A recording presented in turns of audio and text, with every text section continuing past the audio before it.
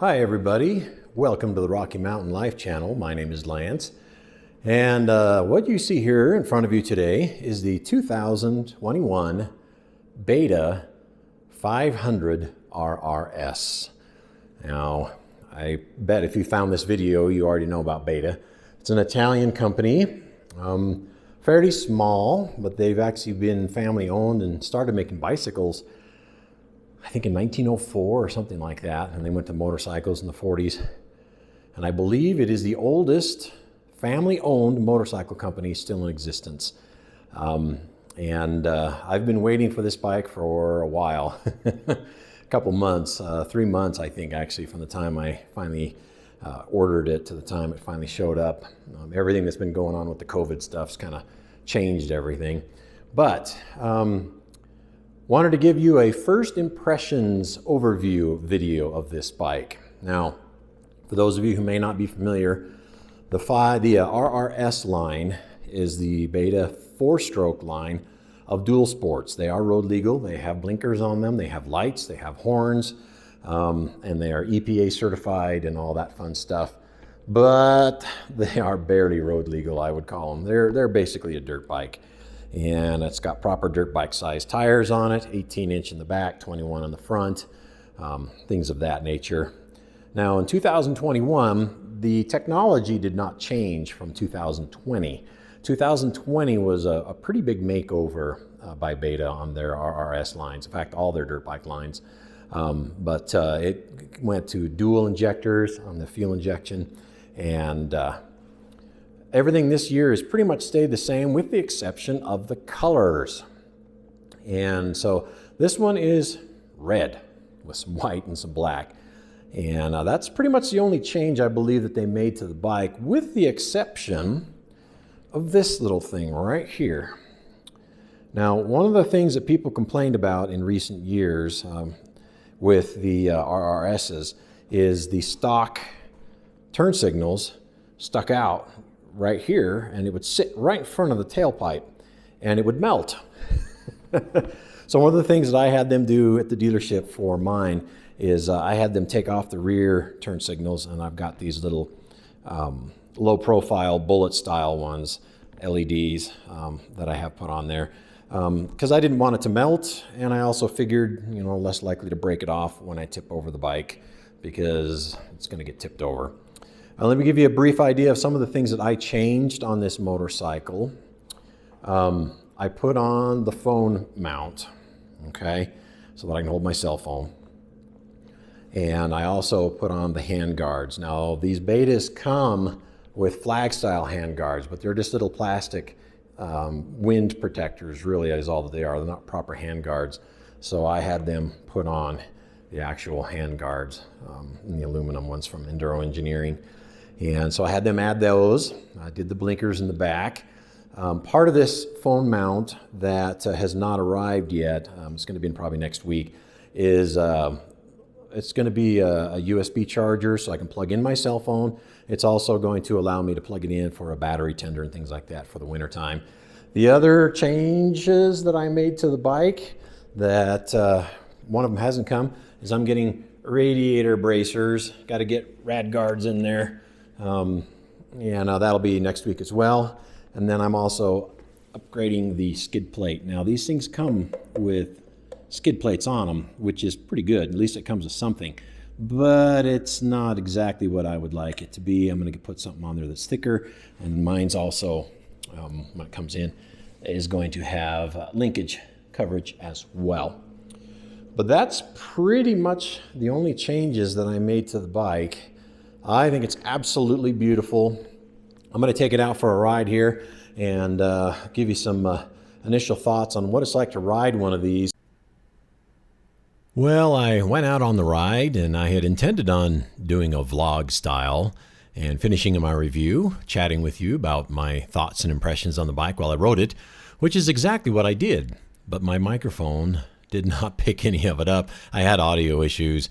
And so I have all this film footage with me yapping constantly about the bike and things of that nature that just didn't make it to the video. So I'm going to do a little voiceover on this one and see if I can put some thoughts together and give you guys an idea as to why I chose a Beta instead of a KTM or a Honda or a Husqvarna or anything like that.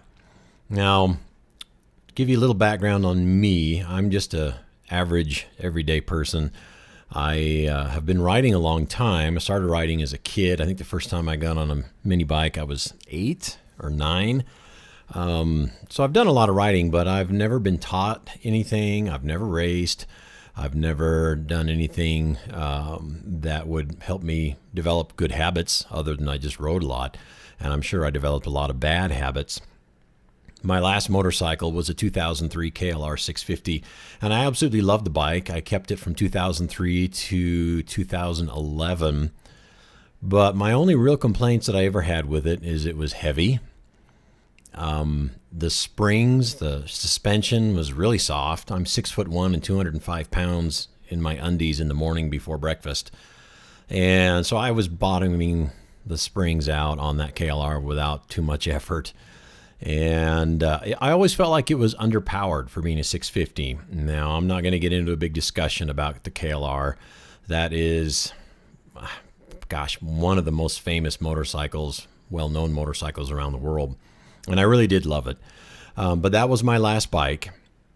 And I'm now 50 years old. And as I was contemplating and trying to figure out what this new bike was going to be, I wanted to make sure that it was light. Now, I've always loved dirt bike riding. I've always loved going off on the dirt roads and the single tracks and things like that. So that's why I didn't buy a road bike, because dirt biking has never really gotten out of my blood. I also don't own a pickup truck right now, which means I can't truck or trailer a bike someplace. So I live in southern Colorado, and I'm like 30 minutes away from all kinds of great places to ride. So I wanted a bike that would be road legal, but leaned a lot more towards just the dirt. So that got me looking at these newer versions of dual sports, KTMs, Huskies. Honda's got that CRF 450L that came out a year or two ago. And I looked at all those and, gave some thought to all of them. And the reason I chose the Beta instead of a KTM or a Husqvarna or the Honda, specifically with the Honda, the stock springs on the Honda are designed for a maximum rider weight of 220 pounds. And by the time you put gear on me and boots and clothing and a backpack and water and tools, I'm probably well over that. Now, I could re-spring it, but I didn't want to have to pay for that. And it was just something that I thought, I also know a lot of folks had trouble with the Hondas stalling on them, feeling corked up and things of that nature. And I didn't want to deal with trying to remap it and, all that kind of stuff. I don't have mechanic skills, and I don't feel like paying a dealership to do all those types of things for me on a brand new bike. And that was a lot of what came into play with the KTM and the Husky as well. All the research that I did on these Betas compared to the other machines in their class is, on the dynos and everything else, the KTMs put out more power. Now, I cut my teeth. My first full-size motorcycle that I ever spent much time on as a kid was a Honda XR350. And that was back in the early 80s. I was 13 years old when I first started riding that thing. And it was way too big for me. I had to get on a big stump to get on it. I couldn't start it. I couldn't kickstart it. I didn't have the strength or the body weight to kick it over hard enough to actually start the bike. But I used to spend summers on a farm working, and that was my transportation to get out in the morning and change water and things of that nature on the farm, was that XR350. And what it did is it taught me how to ride a bike with a lot of power, because I wasn't very big at that age, and the 350 was overkill for somebody my size and age. But I got used to having a lot of throttle response. I got used to having lots of power at my disposal when I wanted it. And now that I live here in southern Colorado, I live at elevation. Where I live is 7,100 feet above sea level. And I know that as you go up in elevation, you lose power on your machines. And that is true with whatever you might be doing, whether it's your car or anything else. And all of my riding is going to be, 7,000 feet plus, sometimes as high as 10, 12, 13,000 feet, depending on where I go. And I did not want to have a bike that I felt like was underpowered. And I always had that sensation with the KLR, and I didn't want that with this one. I didn't want a bike that was all corked up that I would have to try and figure out how to, unravel the power or, reveal it. The Betas are EPA certified, but as the EPA sets its standards for what it, says you have to meet as a manufacturer of a street legal motorcycle, Beta doesn't go too much above that. They meet those standards and then they pretty much leave it there. Husky and KTM and Honda, they like to go above and beyond. I think they're probably planning for future regulations to come out, to already have everything in place so that they can meet future regulations in the future without a lot of alterations or re-engineering. But I get the sensation that Beta doesn't do that. And so I opted for the Beta for that reason, in addition to the fact that the Beta comes with knobby tires. The other ones come with more dual sport oriented tires, which from what I understand do not hook up very good. And so everybody says, well, as soon as you get one of those, KTM or Husky or the Honda, you're going to want to change the rubber. Well, I didn't want to change the rubber immediately. There's something counterintuitive to me to buy a brand new motorcycle and the cost that's associated with that, and then turn around and pour a bunch of money into it with tires right out of the gate. Now, these tires that come on the Beta, they are DOT certified Michelin Enduros. They are full knobbies, but they're short knobbies. They're Enduro knobbies, or I should say European knobbies. And I don't think they're going to last very long. The compound seems pretty soft. But at least I can use them. And I can wear them out, and I can feel like, okay, I paid for these tires, and now I've used them and worn them out, and that's great. And yeah, I could have used the tires on the KTM or the Husky or the Honda just fine as well. But I didn't like the idea of starting off with dual sport tires because I don't intend on doing much pavement riding with it, even though I have to because I can't truck it anywhere. But the whole idea is to spend as little time on the pavement as possible. So that was a large part of the reason why I opted for the Beta as opposed to another brand. I also like the concept of supporting a smaller company. Beta is by no means tiny. They have a presence all around the world. But being family owned, and they're not nearly as big as KTM. I mean, KTM owns half the dirt bike companies, it seems like, in Europe. I know they own Husky, and I think they own Gas now. So I just kind of like the idea of supporting a smaller company, and that's why I chose the Beta. But give you an idea of what it's like to ride this thing as somebody who's coming from a KLR, and I'm somebody who's really not even been on a bike a whole lot in the last 9-10 years. I really enjoy how this thing feels. It feels light, it feels nimble, it feels flickable. And on this first ride, I'm doing the engine break-in, so I'm not riding it super fast, and I'm not using a lot of the throttle. But what little bit I did use, I can tell that this thing is responsive. The power delivery is very smooth and linear. Beta's tagline or their slogan is rideability, and I really feel like that they've hit that with this. It seems like throughout all the RPM range that I used on this ride, the power was consistent and smooth and easy to control. I don't have any sensation that I'm going to have whiskey throttle issues or feel like this bike is too much for me. Even though it's got plenty of pep and power, it's got more oomph in that 478 cc engine than I ever got out of that 649 cc KLR engine. And I know it's different technology and all that stuff, but I really enjoy the responsiveness and the throttle response of this bike. The seat is narrow and it is hard, and this ride was about an hour and a half to 2 hours, and my tuchus got sore. But I also know my tuchus will toughen up a little bit as time goes on, and it's possible and highly likely that I will end up buying a Seat Concepts replacement seat for it. One of my bad habits as a rider is I tend to sit down a lot, even in the dirt. And I've since learned in recent years that that's not the way to ride off-road. But I didn't know any better for so long, and so I'm still leaning towards wanting to have a comfortable seat, even though I am teaching myself to spend more time standing up when I'm in the dirt. But the bike is very light, very flickable, very responsive. One of the things I do like about it is it's got the dual map system built into it. It's got a switch there right above the gas tank, where one is, I don't know what they're called per se. Sun mode and rain mode is kind of how they look like to me, the emblems on it. But sun mode is the normal, general use, maximum power, or whatever you want to call it. That's the normal mapping for the beta. And then you've got the rain mode, which is more of a muted power delivery, particularly in the lower RPM range, where if you're on wet pavement or something like that and you want to tone down that power and do a little bit more control of your wheel spin or something like that, then you can always do that. And I considered other displacements. The 500 is the big boy in the RRS beta lineup.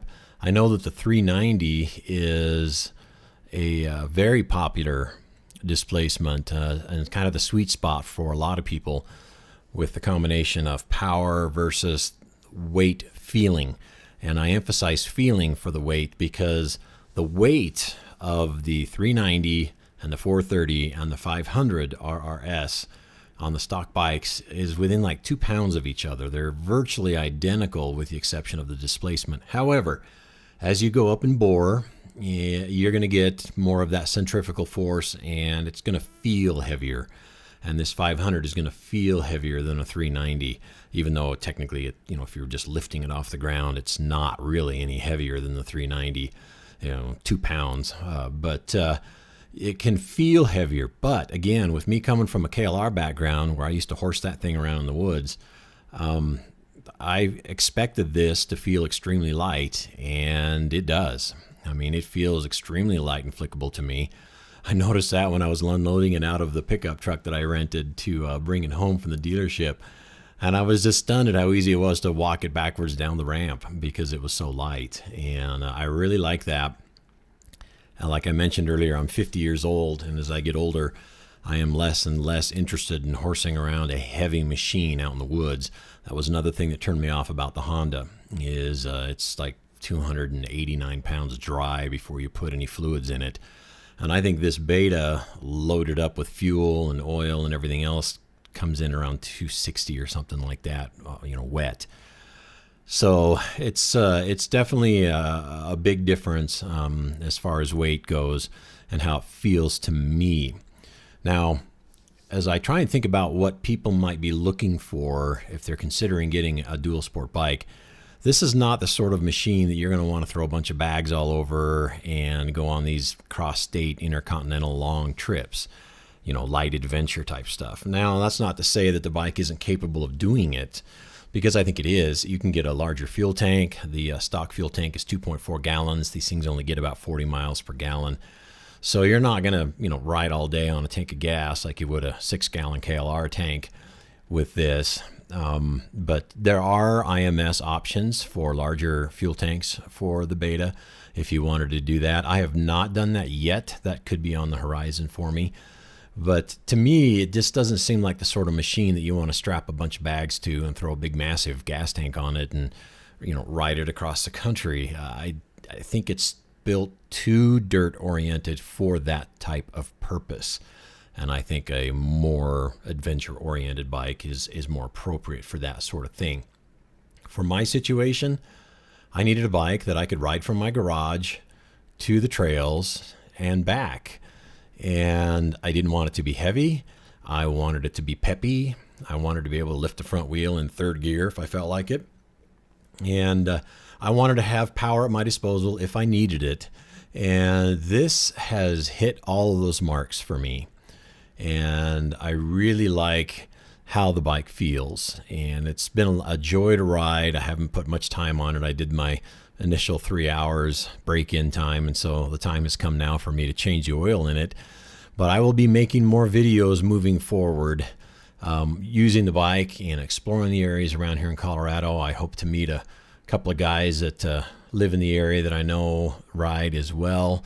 And I'm hoping to make some connections and locate some new areas so that I can bring you some other pretty places to see. This particular ride here today that I took was a lot of fun, and it's literally like half an hour from my house to get up there. And it's great having access to places like that. So overall thoughts on the beta, I absolutely love it. Hopefully I've given you guys a decent idea as to why I chose it, and what its purpose is going to be for me.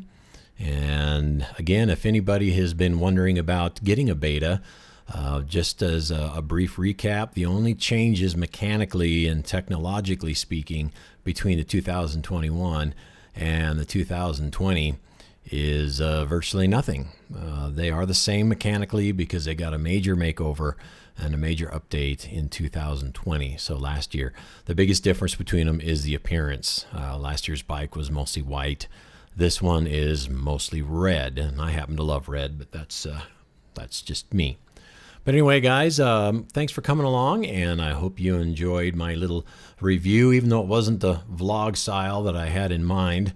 But if you enjoyed this, and if this was helpful at all, please give a like and feel free to subscribe, as everybody else does on YouTube, ask you to do.